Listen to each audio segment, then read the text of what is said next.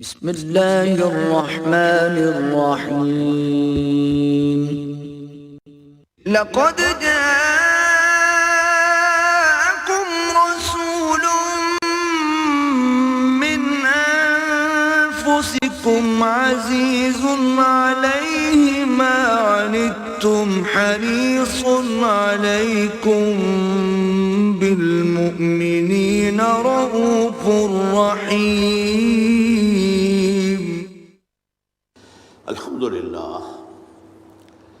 الحمد للہ وکفا والصلاة والسلام علی عباده الذین اصطفیٰ خصوصاً علی افضلہم وخاتم النبیین محمد الامین وعلی آلہ وصحبہ اجمعین اما بعد فقد قال اللہ تبارک وتعالی کما ورد فی سورۃ النور اعوذ باللہ من الشیطان الرجیم بسم اللہ الرحمن الرحیم قل اطیعوا اللہ واطیعوا الرسول فإن تولوا فإنما علیہ ما حمل وعلیکم ما حملتم وإن تطیعوه تہتدوا وقال عز وجل كما ورد في سورة التغابن وأطيعوا الله وأطيعوا الرسول فإن توليتم فإنما على رسولنا البلاغ المبين صدق الله العظيم رب اشرح لي صدري ويسر لي أمري واحلل عقدة من لساني يفقهوا قولي اللهم ربنا ألهمنا رشدنا وأعذنا من شرور أنفسنا اللهم أرنا الحق حقا وارزقنا اتباعه وأرنا الباطل باطلا وارزقنا اجتنابه آمین یا رب العالمین۔ سب جانتے ہیں کہ ہمارے دین اسلام کی اور شریعت اسلامی کی دو بنیادیں ہیں، ایک ہے کتاب اللہ قرآن حکیم اور ایک ہے سنت رسول صلی اللہ علیہ وسلم۔ جیسے کہ ہمارے کلمہ طیبہ کے دو حصے ہیں، لا الہ الا اللہ محمد رسول اللہ صلی اللہ علیہ وسلم۔ کلمہ شہادت جو ہمارے اسلام کی جڑ اور بنیاد ہے، اس کے بھی یہی دو حصے ہیں، اشہد ان لا الہ الا اللہ وحدہ لا شریک لہ واشہد ان محمدا عبدہ ورسولہ صلی اللہ علیہ وسلم۔ اب کتاب اللہ اور سنت رسول اللہ میں تھوڑا سا فرق ہے۔ کتاب اللہ وحی جلی کی بنیاد پر ہے، اور یہ وحی بالمعنی نہیں ہے، وحی باللفظ ہے۔ انگریزی میں اسے وربل ریولیشن کہتے ہیں۔ عیسائیوں کے ہاں وحی کے بارے میں یہ تصور ہے کہ وحی وربل نہیں ہوتی، بلکہ ایک مفہوم جو ہے وہ منتقل کر دیا جاتا ہے، اس مفہوم کو پھر وہ رسول اپنی زبان میں ادا کرتا ہے، تو گویا کہ الفاظ اللہ کے نہیں ہوتے۔ ہمارا یہ تصور نہیں ہے۔ وحی جلی وہ وربل ریولیشن ہے، لفظ بلفظ اللہ ہی کا کلام ہے، اور نمبر دو یہ کہ وہ بالکل محفوظ ہے، اس کے کسی ایک حرف میں بھی کسی ایک شوشے میں بھی کوئی تحریف نہیں ہوئی۔ اس کے مقابلے میں سنت کا معاملہ یہ ہے کہ وہ وحی خفی پر مبنی ہے، وہ بھی وحی، اس کا بھی اشارہ اللہ کی طرف سے ہے، لیکن وہ وحی باللفظ نہیں ہے، وحی بالمعنی ہے۔ یہ مفہوم ایک ہے جو اللہ کی طرف سے آیا، لیکن الفاظ اللہ کے رسول صلی اللہ علیہ وسلم کے۔ اور نمبر یہ کہ اس کی حفاظت قرآن کی طرح کی حفاظت نہیں ہے۔ اس معنی میں تو حفاظت ہے کہ تاریخ انسانی میں صرف ایک مثال ہے کہ کسی کے اقوال اور اعمال کی صداقت اور صحت کو پرکھنے کے لیے لاکھوں انسانوں کی سیرت و کردار کا جائزہ لیا گیا۔ اسماء الرجال جو علم مسلمانوں کا ہے، پوری انسانی تاریخ میں اس کی کوئی مثال ہے ہی نہیں۔ تو اس اعتبار سے حفاظت کی گئی ہے، حفاظت ہوئی ہے، انڈائریکٹ ہے، اس معنی میں البتہ نہیں ہے کہ لفظ بلفظ ہر شے جو ہے وہ محفوظ ہو، بلکہ یہ بھی ہے کہ حضور صلی اللہ علیہ وسلم سے ایک مجمع میں کچھ لوگوں نے باتیں سنی، پھر انہوں نے جو روایت کی تو ان میں تھوڑا تھوڑا فرق ہو گیا، اور یہ آج بھی آپ دیکھیں گے میری کوئی بات اگر آپ جا کر لوگوں کو بتائیں گے تو ہر شخص کے بتانے میں کچھ فرق ہو جائے گا۔ چنانچہ جس کو کہا گیا ہے ام السنہ حدیث جبرائیل، وہ 40 میں نمبر 2 پر آئے گی، وہ اس کی ایک بہت بڑی مثال ہے کہ وہ بہت اہم حدیث ہے، بہت مشہور حدیث ہے، متواتر حدیث ہے، لیکن مختلف راویوں نے جب اسے بیان کیا ہے تو لفظی طور پر اس میں اختلاف ہے۔ دوسری بات یہ ہے کہ سنت اور حدیث کے دو الفاظ علیحدہ ہیں۔ سنت حضور کا تعامل، حضور کا طرز عمل، یہ سنت ہے، اور حدیث اس کا ایک ریکارڈ ہے، ریٹن ریکارڈ۔ سنت کو معلوم کرنے کے دو ذرائع ہیں، ایک حدیث جس پر ہم گفتگو ابھی کریں گے مزید، ایک امت کا تواتر عمل،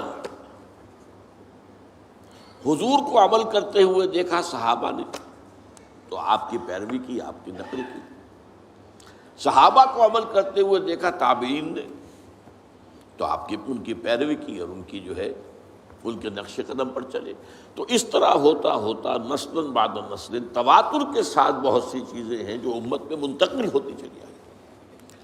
تو یہ تواتر عمل جو ہے امت کا، یہ سنت کا علم حاصل کرنے میں دوسرا اہم اس کی سورس ہے۔ عام طور پر لوگ سنت اور حدیث کو مترادف سمجھ لیتے ہیں، یہ دو الفاظ مختلف ہیں، ان کا مفہوم جدا ہے۔ اب حدیث اور سنت یہ دونوں الفاظ جو ہیں اللہ کے لیے بھی آئے ہیں، رسول کے لیے بھی آئے ہیں۔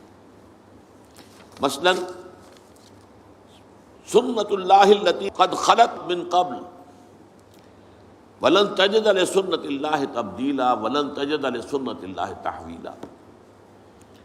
یہ اللہ کا قانون رہا ہے، طرز عمل رہا ہے، اللہ کا تعامل رہا ہے ان لوگوں کے بارے میں جو پہلے ہو گزرے ہیں، اور تم نہیں دیکھو گے کہ اللہ کے سنت میں، اللہ کے قانون میں، اللہ کے طرز عمل میں، اللہ کے تعامل میں کوئی فرق واقع ہو، نہ تبدیلی نہ تحویل۔ اسی طرح فرمایا سنت من قد ارسلنا قبلک من رسلنا ولن تجد لسنتنا تحویلا۔ یہ اللہ کی سنت، اللہ کا قانون، اللہ کا طریق عمل، اللہ کا طرز عمل ہے ان سب کے بارے میں جو نبیوں اور رسولوں میں آپ سے قبل گزر چکے ہیں، اور آپ اللہ کی سنت میں کہیں کوئی تبدیلی نہیں پائیں گے۔ تو یہ اللہ کی سنت ہے، تو رسول کی سنت اور اللہ کی سنت۔ اسی طریقے سے حدیث سورہ نساء میں فرمایا وَمَنْ أَصْدَقُ مِنَ اللَّهِ حَدِيثًا۔ قرآن کیا ہے؟ یہ حدیث اللہ ہے، اللہ کی بات ہے، اور تم نہیں پاؤ گے اللہ سے بڑھ کر کوئی سچا اپنی حدیث میں۔ اللہ کی حدیث سے بڑھ کر سچی اور کون سی حدیث ہو سکتی ہے؟ اسی طرح فرمایا گیا فَبِأَيِّ حَدِيثٍ بَعْدَهُ يُؤْمِنُونَ۔ اس حدیث کے بعد، یعنی حدیث اللہ قرآن مجید کے بعد، اگر یہ اس پر ایمان نہیں لا رہے تو پھر اور کس پر ایمان لائیں گے؟ کیا قرآن سے آگے بھی کوئی بات آنے والی ہے؟ یہ تو ویسے بھی آخری کتاب ہے، اور واقعہ یہ ہے کہ حرف آخر ہے۔ اسی طرح حدیث کے لیے، حضور کے لیے لفظ آیا ہے وَإِذْ أَسَرَّ النَّبِيُّ إِلَىٰ بَعْضِ أَزْوَاجِهِ حَدِيثًا۔ ایک واقعے کا ذکر کرتے ہوئے جب نبی صلی اللہ علیہ وسلم نے اپنی ازواج میں سے بعض کے پاس اپنی ایک حدیث، اپنی ایک بات بطور راز رکھی، تو سنت کا لفظ بھی سنت اللہ، سنت رسول، حدیث اللہ، حدیث الرسول صلی اللہ علیہ وسلم۔ اب چلیے حدیث کسے کہتے ہیں؟ دو موٹے الفاظ یاد کر لیجئے۔ حدیث دو طرح کی چیزوں پر مشتمل ہے، ایک اخبار کہلاتے ہیں، خبر کی جمع اخبار، ایک آثار کہلاتے ہیں، اثر کی جمع آثار۔ خبر کسے کہتے ہیں؟ حضور کا کوئی قول ہو، کوئی فعل ہو یا تقریر ہو۔ اب یہ تقریر کو آپ نہیں سمجھتے، تقریر تو آپ سمجھتے جو میں کر رہا ہوں یہ تقریر ہے، یہ تو ہے تقریر۔ اصل میں تقریر یہاں اس کے معنی کیا ہے کہ کوئی کام حضور کے سامنے کیا گیا اور آپ نے روکا نہیں، برقرار رکھا، تو اسے ایک سند حاصل ہو گئی۔ جب حضور کے سامنے کام کیا، آپ نے دیکھا اور آپ نے منع نہیں کیا، روکا نہیں، تو جائز ہے، تو یہ گویا کہ ایک سند ہو گئی کہ حضور کی طرف سے ایک طرح کی اس کو منظوری جو ہے امپلائڈ حضور کی طرف سے ریکگنیشن حاصل ہو گئی۔ تو حضور کے اقوال، حضور کے افعال، حضور کی تقریر، یہ کہلاتے اخبار، خبر کی جمع اخبار۔ اور آثار ہیں کسی صحابی کا قول یا صحابی کا عمل یا صحابی کی تقریر، اس لیے کہ یہی گمان غالب ہے کہ صحابی جو بات کہہ رہا ہے وہ اپنی طرف سے نہیں کہہ سکتا، صحابی جو عمل کر رہا ہے وہ اپنی وجہ سے نہیں کر رہا، صحابی کا قول بھی، صحابی کا عمل بھی، اور صحابی کی تقریر بھی، جیسے رسول کا قول، رسول کا عمل، رسول کی تقریر، یہ اخبار ہے۔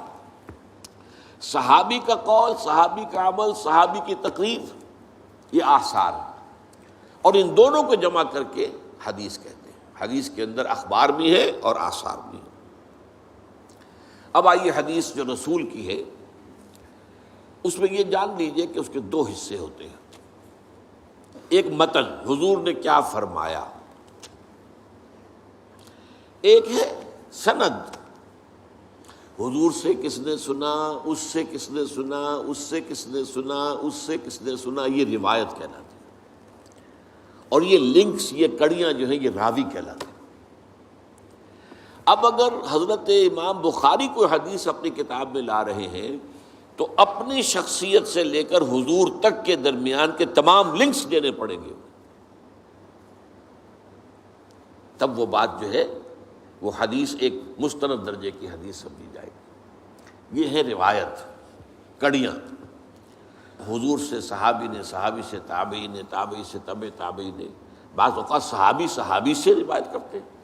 کسی ایک موقع پر ایک صحابی موجود تھے، دوسرے نہیں تھے، تو انہوں نے وہ بات سنی ہے، اب انہوں نے دوسروں کو بتائی تو وہ ان صحابی کے حوالے سے بات کریں گے۔ لیکن یہ کڑیاں جو ہیں یہ ہونی چاہیے حضور کی شخصیت مبارکہ سے لے کر محدث تک۔ پھر محدث سے ہمارے ہاں علماء کے اندر سند چلتی ہے، جو لوگ بھی دینی علوم سے فارغ التحصیل ہوتے ہیں ان کی بھی سند ہے، بخاری سے لے کر بھی نیچے تک بات آئے گی کہ جو محدث آج بیٹھا ہوا حدیث بیان کر رہا ہے اگر وہ واقعی محدث ہے تو امام بخاری سے اپنے تک بھی اس کے پاس سلسلہ ہونا چاہیے۔ آپ اندازہ کیجئے کہ اس حدیث کے لیے کتنی محنتیں کی گئی ہیں اور کس قدر کوششیں ہوئی ہیں، اور یہ سند کی چھان بین کے لیے میں نے آپ سے عرض کیا تھا۔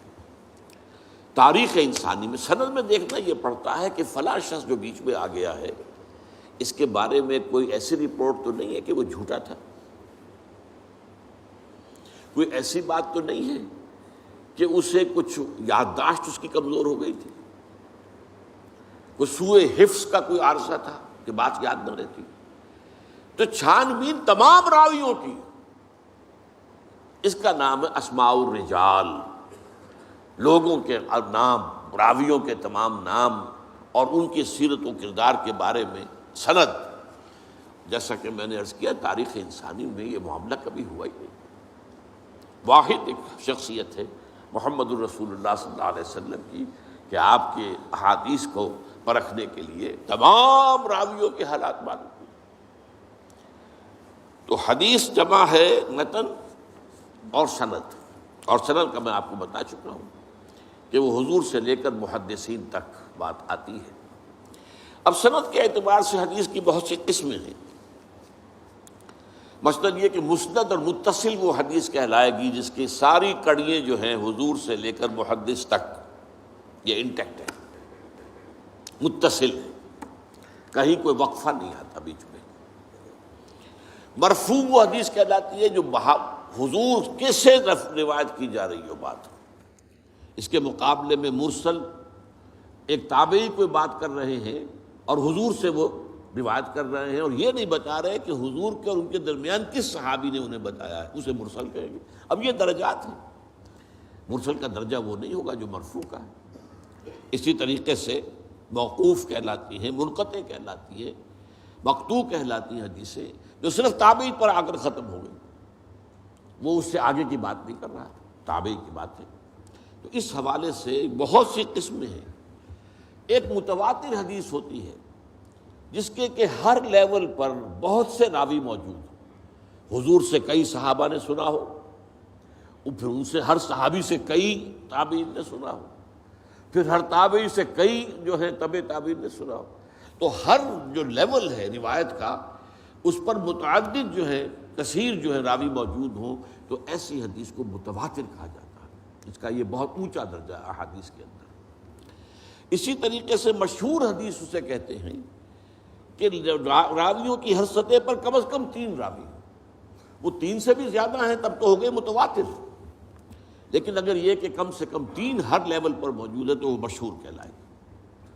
لیکن اگر کوئی ایک راوی ہے چل رہا ہے تو پھر اس کو غریب بھی کہیں گے، خبر واحد بھی کہیں گے. اسی طرح حدیث صحیح، حدیث حسن، حسن لغیرہ ہی، حسن لذاتہ، یہ مختلف جو ہے احادیث کے سند کے اعتبار سے مختلف درجے ہیں، مختلف قسمیں ہیں. البتہ اس کے بعد پھر آتا ہے حدیث ضعیف، کمزور حدیث. کمزور حدیث کسے کہتے ہیں؟ جس میں کسی ایک راوی کے بارے میں شک ہو کہ یا تو اس کا کردار جو ہے وہ معیاری نہیں تھا، اس کے اخلاق، اس کی سیرت، اس کے معاملات درست نہیں تھے. ایک راوی ہے بیچ میں ایسا، تو ضعف پیدا ہو گیا، کمزوری پیدا ہو گئی اس روایت کے اندر، اس لنک کے اندر ایک کڑی جو ہے گویا کہ کمزور ہے. اور یا یہ ہے کہ اس کے بارے میں یہ معلوم ہو کہ اسے سوء حافظہ، میموری جو ہے وہ اس کی کمزور ہو اور اس کے اندر خرابی ہو، تو اس کے بھی شک پڑ جائے گا. تو اگر کسی ایک کڑی میں بھی ان 2 میں سے کوئی ایک وصف پایا جاتا ہو تو وہ حدیث ضعیف کہلائے گی. اس سے پھر سب سے نیچے درجہ جو آتا ہے وہ آتا ہے موضوع کا، جس کے بارے میں محدثین نے تحقیق کر کے، چھان بین کر کے یہ فیصلہ کر دیا کہ یہ تو گھڑی ہوئی حدیث ہے، جھوٹی حدیث، اس کی حضور کی طرف نسبت صحیح نہیں ہے. یہ پھر اپنی جگہ پر ان موضوعات کو بھی جمع کر لیا گیا ہے. جتنی حدیثیں وضع کی گئی ہیں کتاب الموضوعات، تو موضوع حدیثوں کو بھی جمع کر لیا گیا. یعنی اس درجے معاملہ کیا گیا ہے نبی اکرم صلی اللہ علیہ وسلم کے اقوال اور افعال و تقریر کے ضمن میں. البتہ اس میں ایک بات میں عرض کروں گا کہ عام طور پر کسی حدیث کے ساتھ لکھ دیا جائے ضعیف، تو آج ہمارا خیال یہ ہوتا ہے کہ اس کو چھوڑو. نہیں، یہ نہیں. حدیث ضعیف جو ہے وہ ضعیف روایت میں کسی ایک کڑی کے اندر بھی اگر کوئی ضعف آ گیا تو ضعیف کہلائے گی. لیکن ضعیف حدیثوں کے اندر بہت سی اعلیٰ حدیثیں موجود ہیں، حکمت کے موتی موجود، علم اور حکمت کی قیمتی موتی موجود. اس کی وجہ کیا ہے؟ دیکھیے، ایک ہے سچ کا سچ ہونا، ایک ہے سچ کا سچ ثابت ہو جانا. کتنے سچ ہوتے ہیں جو اپنی جگہ سچ ہے، ان کو ثابت آپ نہیں کر سکتے. آپ نے وکلاء سے سنا ہوگا کہ خالص سچ پر کوئی ایک مقدمہ بھی نہیں جیتا جا سکتا، کچھ نہ کچھ جھوٹ اس میں شامل کرنا پڑتا. تو سچ کا ثبوت جو ہے وہ آسان کام نہیں ہے. اس کا یہ مطلب نہیں جو سچ ثابت نہ ہو سکے وہ جھوٹ ہے، یہ نہیں ہے. سچ ثابت نہیں ہو سکا یہ اپنی جگہ بات ہوئی، لیکن پھر کیا اس کو ہم کہیں گے جھوٹ ہے؟ یہ نہیں.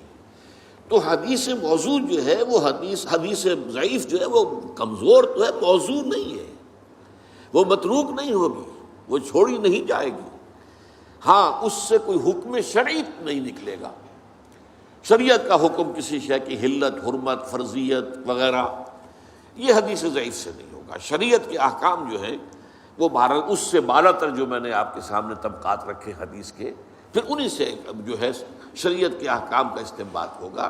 ضعیف حدیث سے شریعت کا کوئی حکم ثابت نہیں ہوتا. لیکن جیسا کہ میں نے عرض کیا، حکمت کے موتی بڑے بڑے، علم کے، حکمت کے، وہ آپ کو ضعیف حدیثوں میں ملیں گے.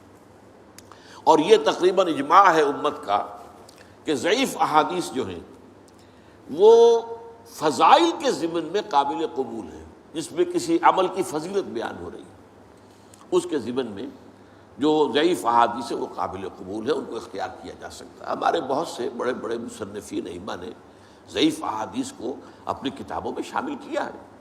وہ ثابت تو نہیں ہو سکی، اور سند کے اعتبار سے ثابت نہیں ہو سکی. کہیں ایک جگہ بھی کوئی اگر رکھنا پڑ گیا تو اس کا مطلب ہے کہ وہ ضعیف ہو گئی.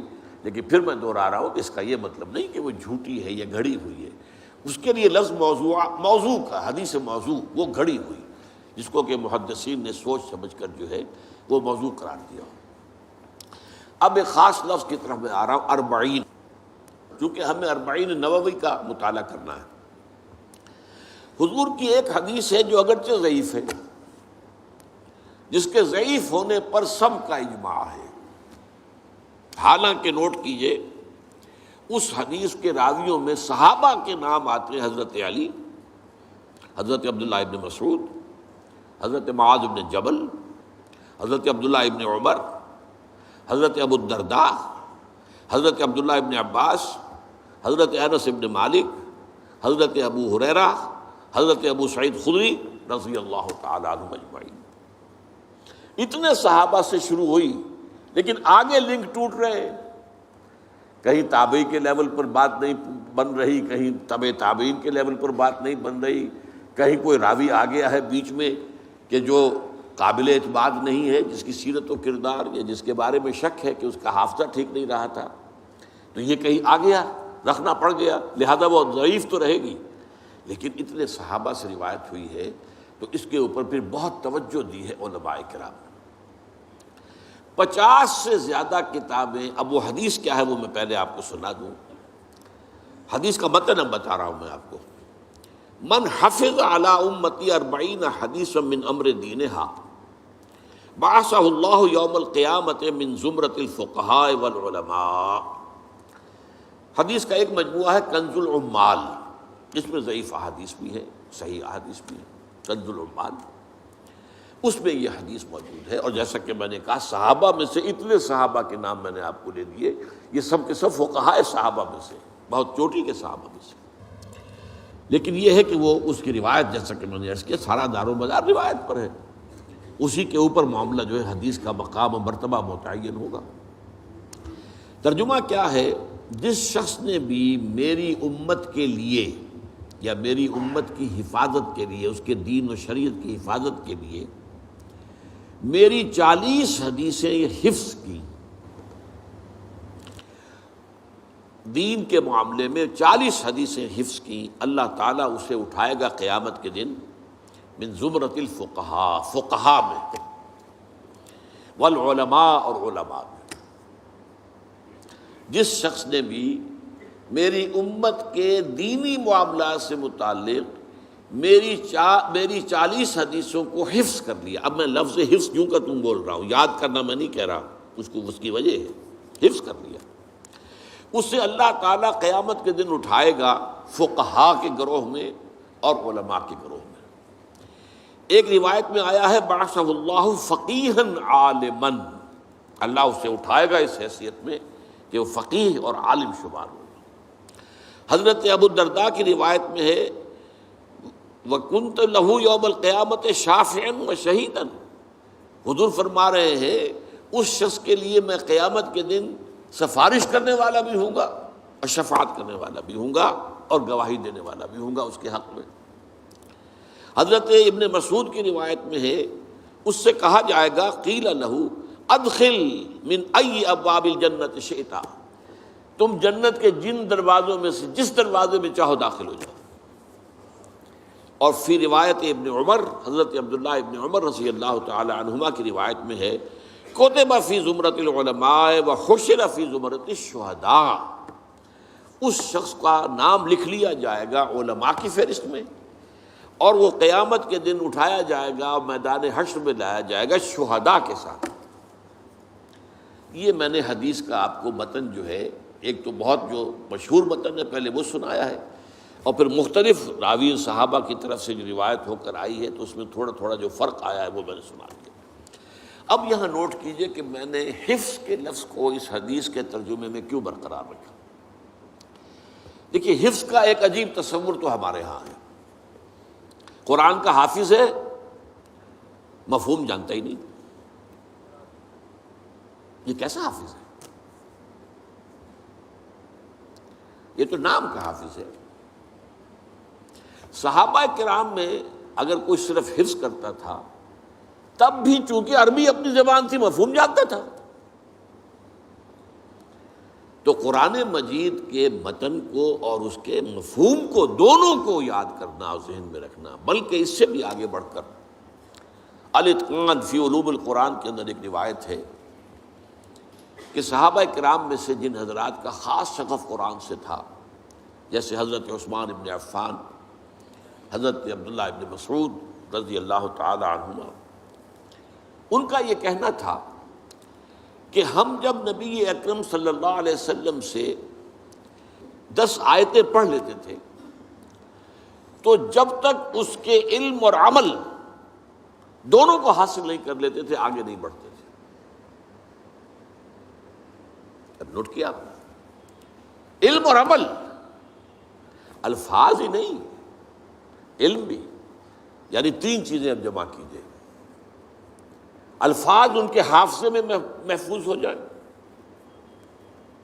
علم ان کے ذہن میں آ جائے، اور عمل ان کی سیرت کا حصہ بن جائے. 3 شرطیں پوری ہوں گی تو وہ حافظ کہلائے گا. اب اس اعتبار سے اس حفظ کے لفظ کو یہاں اپلائی کیجیے.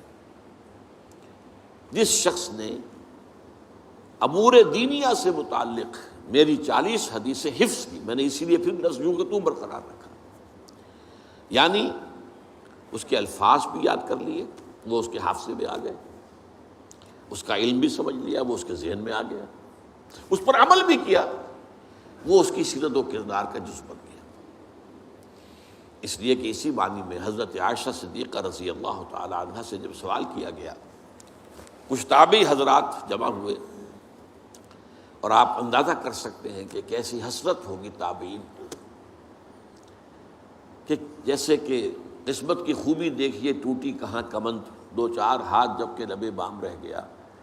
اگر ہم بھی چند سال پہلے دنیا میں آ جاتے تو حضور کی صحبت سے مستفید ہوتے. تو جتنا معاملہ قریب پا وہ حسرت اتنی زیادہ ہوتی ہے. ہمارا تو فصل 1400 برس کا ہے تو اس طرح کا کوئی تصور ہی ذہن میں نہیں آ سکتا، لیکن جن کا فصل اتنا ہی تھا تو ان کی تو صورت وہی ہوگی کہ قسمت کی خوبی دیکھیے ٹوٹی کہاں کمند، 2-4 ہاتھ جب کہ لبے بام رہ گیا. تو اگر ہم ذرا پہلے آ گئے ہوتے تو ہم حضور کی صحبت سے اور آپ کے دیدار سے ہم مشرف ہوتے. تو حضرت عائشہ ام المومنین رضی اللہ تعالی عنہا کے پاس کچھ تابعی آئے کہ ہمیں حضور کی سیرت سنائیے. اب عجیب بات دیکھیے، حضرت عائشہ نے پلٹ کر سوال کیا، الستم تقرؤون القرآن، کیا تم لوگ قرآن نہیں پڑھتے؟ انہوں نے عرض کیا ام المومنین قرآن تو ہم پڑھتے ہیں، ہم نے تو سیرت کی بات کی. حضرت ام المومنین حضرت عائشہ صدیقہ، اور یہ جان لیجئے ان کا شمار بھی فقہاء صحابہ میں ہے، چوٹی کے فقہاء میں حضرت عائشہ صدیقہ. انہوں نے جواب دیا کان خلقہ القرآن، حضور کی سیرت قرآن ہی تو تھی، یعنی قرآن متلو ہے، تلاوت کیا جاتا ہے، الفاظ اور حروف کی شکل میں تمہارے سامنے. وہ قرآن مجسم تھے، قرآن ان کی رگ و پے میں سرایت کر گیا تھا، قرآن ان کی پوری شخصیت اس کا جزو لازم بن گیا تھا. تو کان خلقہ القرآن. اور ویسے بھی آپ دیکھیں قرآن مجید کے اندر جب آپ پڑھیں گے تو بہت سی صورتیں جو ہے وہ تو معلوم ہوتا سیرت کے ابواب ہیں. سورہ انفال پڑھیے، یہ غزوہ بدر کا بیان ہے شروع سے آخر تک. یہ ایک باب ہے سیرت النبی کا. آل عمران کا بڑا حصہ جو ہے وہ غزوہ احد پر مشتمل ہے. اسی طریقے سے سورہ توبہ کا بڑا حصہ جو ہے غزوہ تبوک سے متعلق ہے.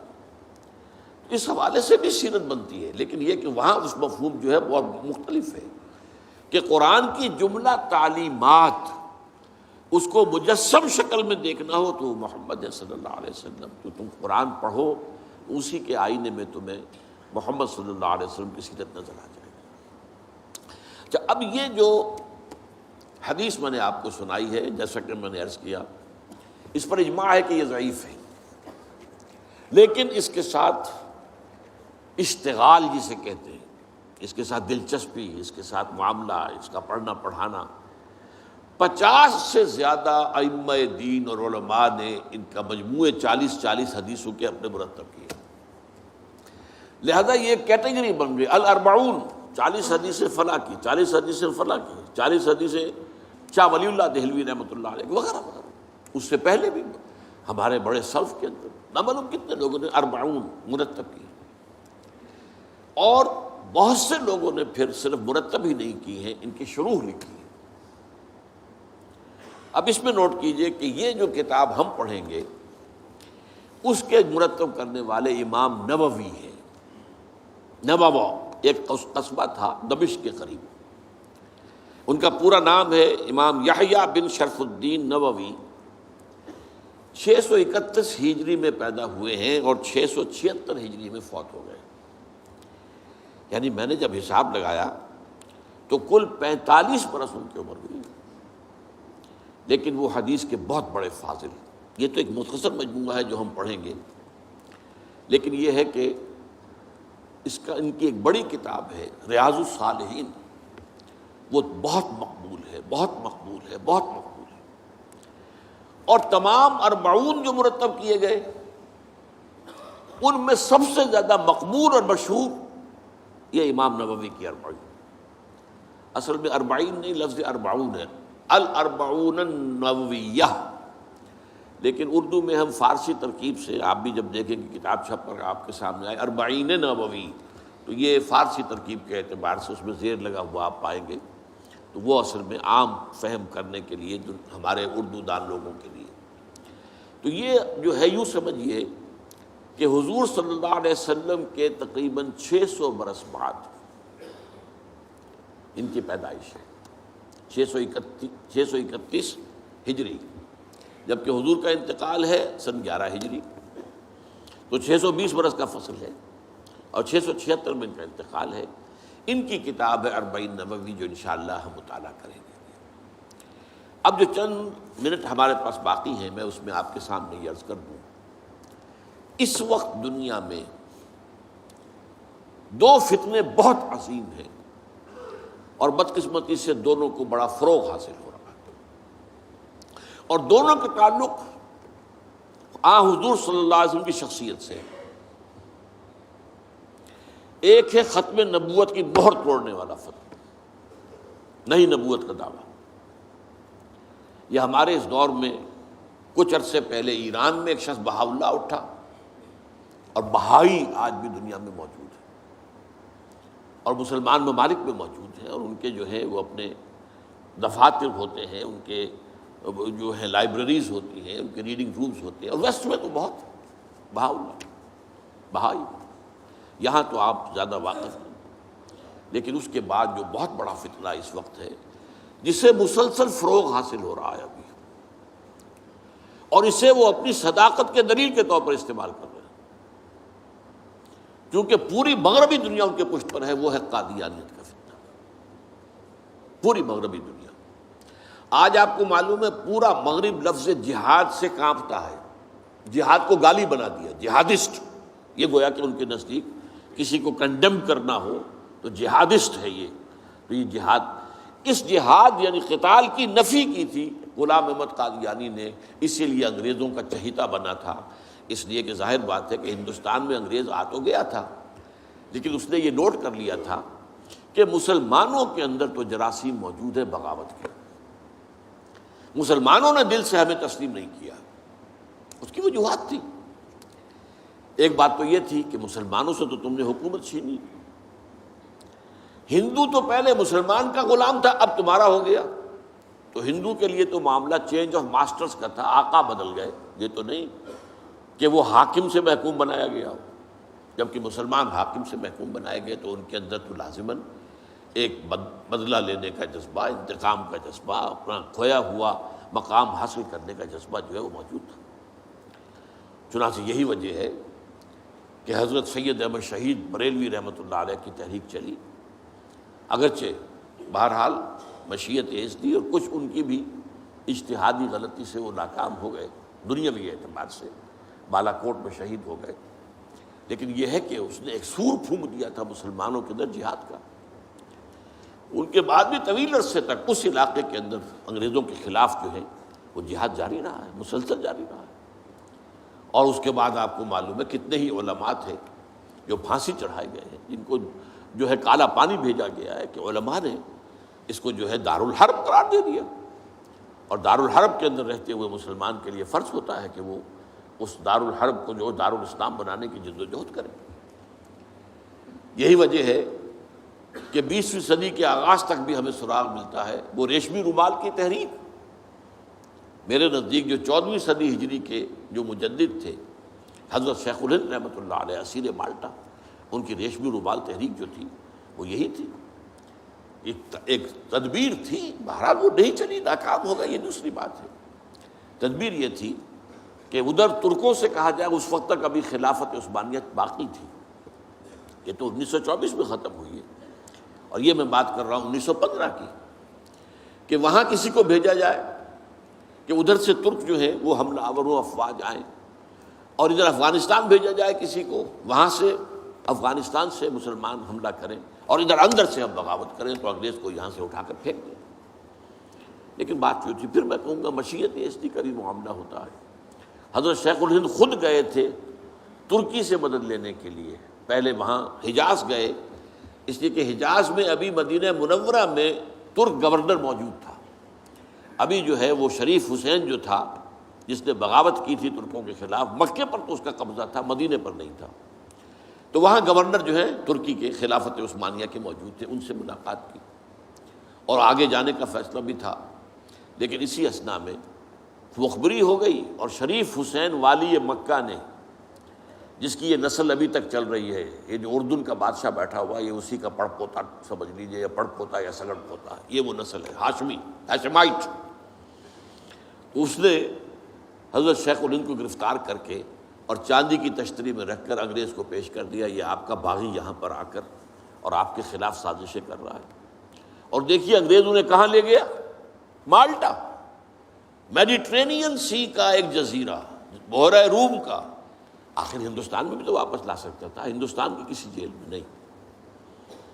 اقبال کے نفس سے ہے لالے کی آگ تیز، ایسے غزل سرا کو چمن سے نکال دو، تو وہاں رکھا ہے انہیں 4 سال وہاں پر وہ، اور ٹی وی جو ہے وہ اپنی آخری حد کو پہنچی ہے تو چھوڑا ہے کہ ہماری اگر قید کے اندر یہ انتقال ہو گیا ان کا تو پھر طوفان اٹھ جائے گا۔ تو ایک فتنہ تو یہ ہے جو ختم نبوت کا، چونکہ اس قتال کے خلاف فتویٰ دیا تھا، دین کے لیے حرام ہے اب دوستو قتال، قتال فی سبیل اللہ ختم ہو گیا، لہذا انگریزوں نے ان کا چہیتا بنا، ان کے فتنے۔ آج بھی پورا ویسٹ جو ہے، یورپ میں، امریکہ میں، انگلینڈ میں آج کل ان کا مرکز ہے، اور ان کے خطبے جو ہیں اس کے امام جو کہلاتا ہے خلیفہ، وہ آپ کو معلوم ہے کہ وہ سیٹلائٹس کے اوپر جو ہے وہ نشر ہوتا ہے۔ دوسرا فتنہ جو ہے جو اپنی تاثیر کے اعتبار سے اس پہلو سے اس سے بھی زیادہ خطرناک ہے کہ وہ زیادہ پھیل رہا ہے اور اس کا ادراک اور احساس نہیں ہے۔ ختم نبوت کا معاملہ تو ایسا ہے جو اتنا واضح ہے، کسی کا نبوت کا دعویٰ کرنا اتنا واضح ہے کہ ہر مسلمان سمجھ لے گا کہ واقعی وہ تو دائرہ اسلام سے خارج ہو گئے، اور جو اسے مانے وہ دائرہ اسلام سے خارج۔ چنانچہ یہ فیصلہ جو ہے ہمارے ہاں آپ کو معلوم ہے سرکاری سطح پر، حکومتی سطح پر، ریاست کی سطح پر، پارلیمنٹ نے طے کیا کہ قادیانی خواہ وہ ربوائی ہے اصل قادیانی، خواہ وہ لاہوری ہے جو لاہوری احمدی اپنے آپ کو کہتے ہیں، وہ دونوں دائرہ اسلام سے خارج ہیں۔ لیکن یہ دوسرا فتنہ وہ ہے کہ جو اندر ہی اندر جیسے دیمک جو ہے لکڑی کو کھا جاتی ہے، ان کا یہ فتنہ ہے انکار حدیث کا فتنہ۔ قرآن مانیں گے، قرآن کو سمجھیں گے، حدیث ہاں ٹھیک ہے، حدیث اپنی جگہ ہے، اس میں اخلاقی تعلیمات جو ہیں ان کو ہم سر سے سینے سے لگائیں گے، لیکن مطاع جو ہے حضور کی ذات صرف اپنے زمانے کے لیے تھی، بعد کے لیے نہیں۔ میں نے جو آج آپ کو آیات سنائی تھی، قل اطیعوا اللہ واطیعوا الرسول، اے نبی کہہ دیجئے اطاعت کرو اللہ کی اور اطاعت کرو رسول کی صلی اللہ علیہ وسلم۔ فَإِن تَوَلَّوْا، پھر اے نبی اگر یہ پیٹھ موڑ لے، فَإِنَّمَا عَلَيْهِ مَا حُمِّلَ وَعَلَيْكُمْ مَا حُمِّلْتُمْ، تو ان سے کہہ دیجئے، انہیں یہ بات بتا دیجئے کہ جو ذمہ داری ہم نے ڈالی اپنے رسول پر وہ اسی کے مسئول ہوں گے. جو ذمہ داری تم پر پڑی ہے اس کے مسئول تم ہوگے. وَإِن تُطِيعُوهُ تَهْتَدُوا، اور اگر تم ان کی اطاعت کرو گے تبھی تم ہدایت پر ہوگے. دوسرا سورۃ تغابن کی آیت میں نے آپ کو سنائی تھی، وَأَطِيعُوا اللَّهَ وَأَطِيعُوا الرَّسُولَ فَإِن تَوَلَّيْتُمْ فَإِنَّمَا عَلَىٰ رَسُولِنَا الْبَلَاغُ الْمُبِينُ. اطاعت کرو اللہ کی، اطاعت کرو رسول کی صلی اللہ علیہ وسلم. اگر تم نے پیٹھ موڑ لی تو جان لو کہ ہمارے رسول پر تو صرف پہنچا دینے کی ذمہ داری تھی، آگے تم مسئول ہو کہ تم تک جو پہنچا دیا گیا تھا پیغام تم نے اسے قبول کیوں نہیں کیا. یہ جو اطاعت رسول ہے یہ دائمی ہے، یہ ایسا نہیں ہے کہ صرف حضور اس کے لیے الفاظ استعمال کر دیتے ہیں. وہ مرکز ملت اپنے دور میں اپنے زمانے میں مرکز ملت تھے محمد صلی اللہ علیہ وسلم، لہذا امیر جماعت کی حیثیت سے، امیر ملت کی حیثیت سے ان کا حکم مانا جانا ضروری تھا. لیکن آئندہ تو جو بھی امیر ہوگا، جو بھی مرکز ملت ہوگا، جو بھی حکومت بنے گی، جو بھی مسلمانوں میں حاکم ہوگا، ان کی اطاعت فرض ہے. اور یہ فتنہ اس تیزی سے پھیلا ہے، اس تیزی سے پھیلا ہے، اس لیے کہ شریعت کی بہت سی پابندیاں ان لوگوں نے اسی حوالے سے حدیث کو اٹھا کر پھینک دیا. پردہ کوئی شے نہیں ہے، کوئی خاص شے نہیں ہے. پردہ جو ہے یہ تو ایک خاص دور کا کلچر تھا بس. اب قرآن مجید کی آیات کی جو ہے وہ غلط تعویلیں کر رہے ہیں، ترجمے غلط کر رہے ہیں. اب عام آدمی جو ہے، عام جدید تعلیم یافتہ آدمی جو ہے اسے کہاں عربی کا پتہ ہے، وہ اسے کہاں پتہ چلتا ہے کہ یہ جو آیت کا ترجمہ کیا جا رہا ہے یہ غلط کیا جا رہا ہے، ٹیڑھا کیا جا رہا ہے. یہی آیات کے ترجمے میں تحریف قادیانیوں نے کی ہے. ان کا ایک عام مبلغ اور ان کے زیر اثر کوئی شخص آئے آپ سے بات کرے، آپ ہکا بکا رہ جائیں گے. وہ آیتوں پر آیتیں پیش کرے گا لیکن ترجمے اس کے غلط کر رہے ہیں. آخر وہی آیتیں ہیں جو 1400 برس تھے مسلمان جو ہیں صحابہ سے لے کر اور ہمارے دور تک علماء پڑھتے آئے ہیں، ان کا ترجمہ انہوں نے کیا. تو یہاں پر بھی یہ ہے کہ وہ تعویلیں غلط کرتے ہیں، اور ایسی ایسی تعویلیں کہ ذرا سے بھی عقل اگر ہوتا کیا ہے، انسان کی مت ماری جاتی ہے. کسی خاص معاملے میں آپ کسی شخص سے متاثر ہو گئے، اب اس کی ہر بات آپ قبول کرتے جائیں گے، اس پر جو ہے تنقیدی نگاہ نہیں ڈالیں گے. یہ کمزوری ہے. چنانچہ ایسی ایسی تعویلیں بھی ہیں کہ یہ قرآن مجید میں جو آیا ہے کہ چور مرد ہو یا عورت ہو ہاتھ کاٹ دیے جائیں، اس کا مطلب ہاتھ کاٹنا نہیں ہے. تو مولویوں نے خامخواہ غلط بات سمجھی ہے، تو بڑا وحشیانہ فعل ہے. اس کا مطلب یہ ہے ہاتھ کاٹ دو، جیسے کہ کبھی والدین کہتے ہیں اپنے بیٹے تم نے تو ہمارے ہاتھ کاٹ دیے. یعنی کوئی معاملہ ایسا ہے کہ تم نے ایسی بات کر دی ہے کہ اب ہمارے پاس کچھ نہیں رہا، کوئی چارہ کاری نہیں، تو گویا کہ تم نے ہمارے ہاتھ کاٹ دیے. تو ایسا معاشرہ پیدا کر دو کہ چوری کی ضرورت ہی نہ ہو، بس یہ ہے ہاتھ کاٹ دینا. معاذ اللہ. حالانکہ قرآن مجید اس کے بعد کہتا ہے جزاء لما کسبا نکالا من اللہ، یہ جو سزا ہے اللہ کی طرف سے اور ان کے کیے کا کرتوت کا بدلہ ہے، یہ بات کہی جا رہی ہے. تو یہ جو ہے ایسا نظام قائم کر دینا، یہ کوئی سزا ہے، یہ کوئی عبرت کی بات ہے، یہ تو بہت اچھی بات ہے. لیکن یہ کہ وہ لوگ جو پرویز غلام احمد پرویز، عجیب بات یہ ہے کہ پنجاب نے یہ 2 غلام احمد پیدا کیے، غلام احمد قادیانی، غلام احمد پرویز. ایک نے مہر ختم نبوت کو توڑا اور ایک نے حدیث کے بارے میں اور مستقل طور پر سنت رسول کو شریعت کے بنیاد ہونے کی حیثیت سے چیلنج کر دیا. اور یہ فتنہ میں آپ سے عرض کر رہا ہوں، آج چونکہ جیسے قادیانیوں کو پوری مغرب کی سپورٹ ہے، ایسے اس فتنے کو بھی، چونکہ وہ کلیش آف سویلائزیشن میں اسلامی تہذیب کو ختم کرنے کے درپے ہو گئے ہیں، اور اسلامی تہذیب کا اور شریعت کا دار و مدار اکثر و بیشتر تو حدیث پر ہے، سنت پر ہے. لہٰذا وہ دین کی جڑ کاٹنے کے لیے یہ جو انکار حدیث کا فتنہ، یہ استخفاف حدیث کا فتنہ ہے، اس کو سپورٹ کر رہے ہیں. اور رینڈ کارپوریشن کی جو سفارشات ہیں ان میں شامل تھا یہ کہ ایسے ماڈرنسٹ کہ جو اسلام کی ایسی تعبیریں کریں جو ہماری تہذیب کے ساتھ مماثل ہو جائیں، تو ان کو سپورٹ کیا جائے اور انہیں خاص طور پر الیکٹرانک میڈیا پر انہیں ایکسپوجر دیا جائے. اور آج یہ ہو رہا ہے پاکستان میں بڑے پیمانے پر. تو یہ جو ہے اس اعتبار سے آج زیادہ ضرورت ہے کہ ہم حدیث نبوی کا مطالعہ کریں تاکہ اس کی عظمت جو ہے وہ ہمارے دلوں میں جاگزیں ہو جائے اور حضور صلی اللہ علیہ وسلم کے ساتھ ایک محبت کا اشتوا جو ہے رشتہ مضبوط ہو جائے. اقول قولی ھذا واستغفر اللہ لی ولکم ولسائر المسلمین والمسلمات.